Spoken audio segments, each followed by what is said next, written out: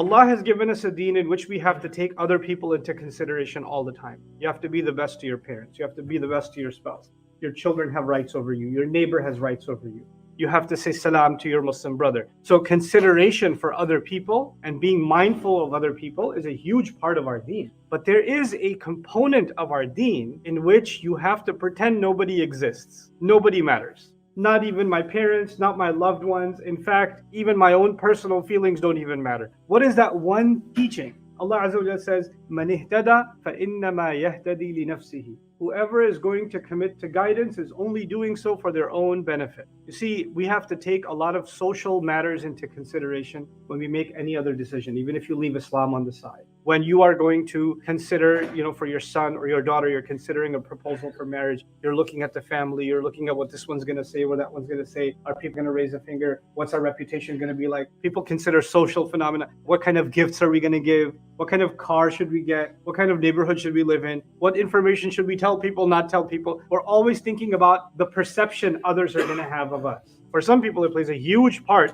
in virtually every decision that they make. Sometimes you have to make a decision and you think twice about, what are my kids going to think? What is my wife going to think? What's the husband going to think? What are my parents going to think before I make this choice? Whether it's a financial decision, an education decision, any other kind of decision. But there's certain set of decisions in which Allah has expected you and me to do something. Allah has decreed that certain kind of money is haram. And you already know what it is. You don't need an exhaustive explanation on what kind of earnings are haram. Allah has already explained certain kinds of food is haram. Allah has already made clear certain kinds of actions are haram. Certain kinds of environments are not acceptable. They violate this deen. So you and I already know, because the list of things that are prohibited is very small and is also very clear. There's no confusion about what's wrong in this deen. And everything that's wrong has been elaborated without any doubt. It's not complicated. And it's not complicated because this deen is supposed to be for all of humanity. So it's pretty straightforward.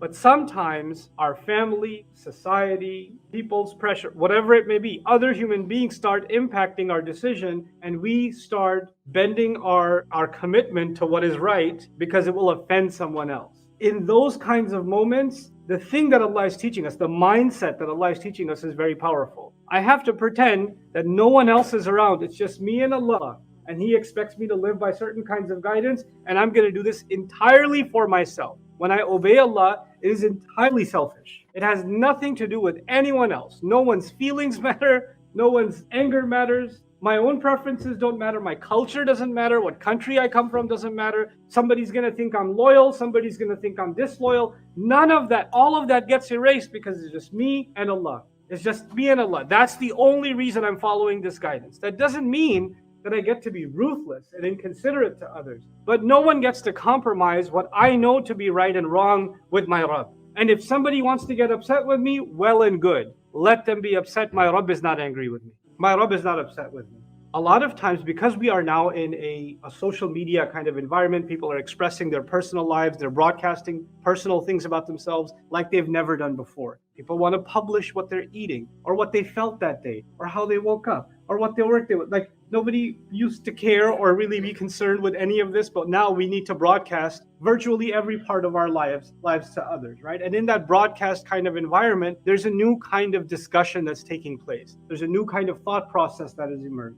And what is that thought process? I used to pray, I used to be good, I used to do this, this, and this, but then, these Muslims, they hurt my feelings. Or this community, they did this, this, this to me. Or these people talk to me in this way, and I don't want anything to do with these people. That's why I don't pray anymore. Or that's why I don't want to be anywhere around these people anymore. These people who act like they obey Allah, these women that are wearing hijab, and these people that have big long beards, I've seen what they're really like. I know what kind of criminals they are in business, and I know the kinds of cruelties they do in their family. They're a bunch of hypocrites. I don't want to even look like them. I don't want to be like them. I don't want to be associated with them. That's why I distance myself from any such practice that makes me look like I'm one of them. I belong in their gang. I don't want anything to do with them. I'm so turned off by their hypocrisy. I'm so turned off by their ignorance, that I just want to disassociate myself with them. You see, in this thought process, there's a fundamental problem. You can hate somebody all you want. You could even have valid criticisms of people that pretend to be religious. All of that's fine. And in many cases, I might even agree with you.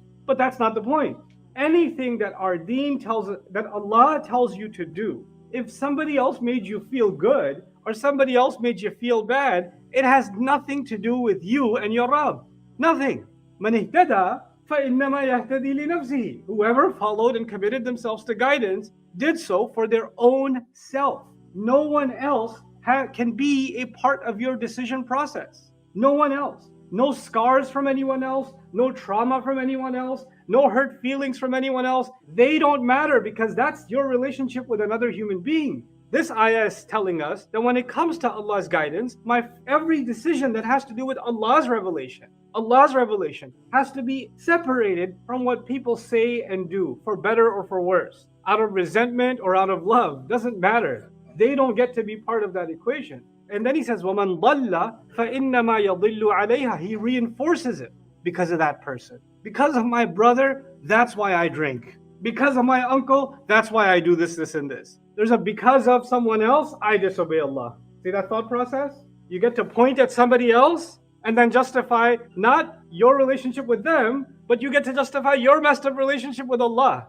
And Allah removes this from the equation. Somebody wronged you, that's valid. You know what's not valid? That you as a result get to disobey your Rabb. And if whoever wants to be misled that way, wants to hide behind that excuse, whoever wants to do that, what do you imagine is going to happen on Judgment Day? That you're going to come in front of Allah and say, Ya Allah, yeah, I know I had a drinking problem, but it's my cousin's fault. You know what he did to me. That's why I'm this way. It's his fault. It's her fault. It's my mom's fault. It's my aunt's fault. It's my friend's fault. It's my company's fault. They did this to me. They pushed me into this. You think Allah's going to just take your sin off of your head and put it on them? That's how Judgment Day works. وَمَنْ ضَلَّ فَإِنَّمَا يَضِلُّ عَلَيْهَا. And whoever has gone the wrong way, who's ever gone off the far end, they've only done so against their own selves. وَلَا تَزِرُ وَازِرَةٌ وِزْرَ أُخْرَى. And no one that carries any burden. Listen to these words. I pray you and I internalize these words. No one that carries any burden is going to be carrying the burden of anyone else. There's young people in the audience today. I can tell you, if your parents never told you that you're responsible, if your parents never nagged you to pray or stay away from haram things and all that stuff, whether they do or not, whether you think that's annoying or not, whether they never said a single word to you, you're still responsible. Allah has made every human being intelligent enough, smart enough, capable enough to find the right way themselves. And when you're capable enough and smart enough, then you are held responsible. And what kind of hypocrisy is this? That the moment you turn 18, or even before, you want a driver's license. You're old enough and responsible enough to take other people's life in your hand on the road. You're responsible enough to stop at a red light and to not change lanes without looking. And all of that stuff, you're responsible enough. But when it comes to Allah's guidance, he's just a kid. He's just so young. So the idea that we get to blame society, blame the day and age, blame technology, blame other people, blame religious scholars, blame corruption, blame confusion, blame. And the only one you don't want to take responsibility for is yourself. This is the lie that Allah crushes. He crushes this lie. وَلَا تَزِرُ وَازِرَةٌ وِزْرَ أُخْرَى. No one that carries a burden, meaning every one of us are in fact carrying a burden, is going to be carrying the burden of anyone else. You'll get to blame your emotional state for your actions. I'll get to just say, Ya Allah, I was in a really bad place. That's why I was doing that, and that's why I'm still doing it. Ya Allah, astaghfirullah al-azim, just one more drink. No. Because it's her fault. This line of reasoning has to stop. This corrupt thinking is more dangerous than the sin itself. So he says, وَلَا تَزِرُ وَازِرَةٌ وِزْرَ أُخْرَى. Notice how many times this notion has been reinforced. First he said, مَنِ اهْتَدَى فَإِنَّمَا يَهْتَدِي لِنَفْسِهِ. That would have been enough. Then he said, وَمَنْ ضَلَّ فَإِنَّمَا يَضِلُّ عَلَيْهَا. Whoever is lost, then they're lost on their own account. They're only losing to their own peril. That's a second reinforcement. Then وَلَا تَزِرُ وَازِرَةٌ وِزْرَ أُخْرَى. Nobody who's carrying a burden will carry anybody else's burden. A third reinforcement. Why is he reinforcing this? By the way, the first statement means the same other two things. It's saying the same thing. If you really internalize the first statement, that your guidance depends on you, and you have to do so for your own benefit. Until you see that, then nothing else matters. That statement was enough. The other statements are reinforcement. Why does the Quran, full of wisdom, where there's no excess wording, why is it reinforcing so much? Because the thing that you and I overlook, the thing that I tend to forget the most, Allah reinforces the most. The thing that's easily forgotten is the one that's hammered in more. That's why taqwa is talked about so much in the Quran. Over 200 times taqwa is being talked about. Why? Because you and I lose sight of it very quickly, right? So this is why this needs to be drilled in your head and mind. We enjoy a great deal of independence today that maybe the history of humanity has never seen. What do I mean by that? Even if you're like living at home with your parents or with family and you're not financially independent, you have a device that gives you access to the entire world and to virtually anything. You're constantly in a position to make whatever choice you want. with your mind, with your eyes, with your tongue, with your hands. You're able to make whatever choices you want. You have access to everything. And choice is a huge responsibility. But it doesn't feel that way when you don't see the consequences of your choices. When you just say whatever you feel like, you type up whatever you feel like, you blurt out whatever you feel like, you browse whatever you feel like. You don't feel like there's any consequence to your choices. I don't feel like it because it's split-second decisions.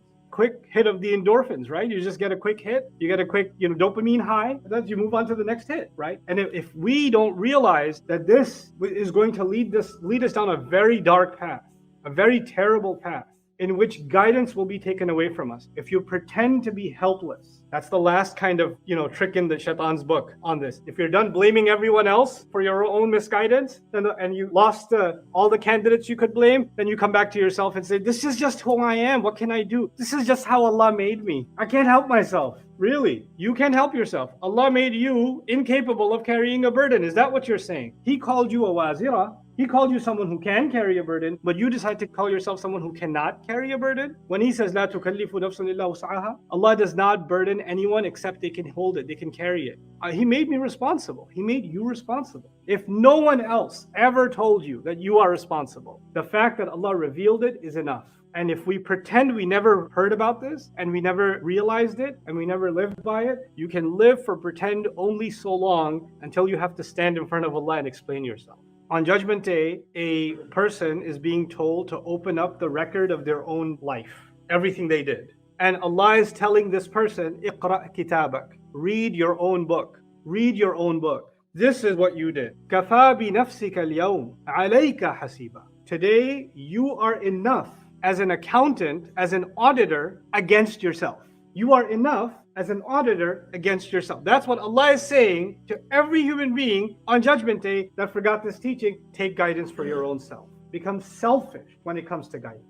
Become scrupulous, uncompromising when it comes to Allah's guidance. It doesn't matter who gets hurt. It doesn't matter what pains you have to go through. It's worth the pain now. It's worth the energy exhaustion now. It's worth losing the friends now. It's worth being called the names now. It is not worth what you're going to be facing then. All the people whose loyalty makes you compromise Allah's guidance will be running away from you and me on Judgment Day. I don't want to be fooled by those kinds of loyalty.